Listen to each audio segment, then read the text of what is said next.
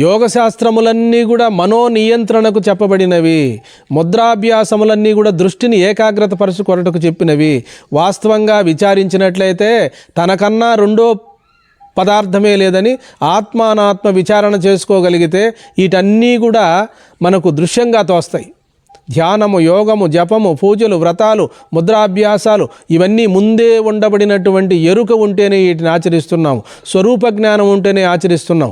కాబట్టి స్వరూప జ్ఞానము తెలియదు కనుక సోపాన క్రమముగా వీటిని ఆచరిస్తున్నాము. కాబట్టి ఎప్పటికైనా ఏనాటికైనా అన్ని సాధనల యొక్క పరమావధి స్వస్వరూపానుసంధానమే. అన్ని సాధనల యొక్క లక్ష్యము పరబ్రహ్మ సాక్షాత్కారమే. కాబట్టి సాధనలే పరమార్థము కాదు, అవి కేవలము ఒక సోపాన క్రమములు మాత్రమే. తానే యథార్థముగా విచారింపదగినవాడు, తెలుసుకొనదగినవాడు, స్వరూపములో మమేకం కాగలిగినటువంటిది తన స్వరూపమే.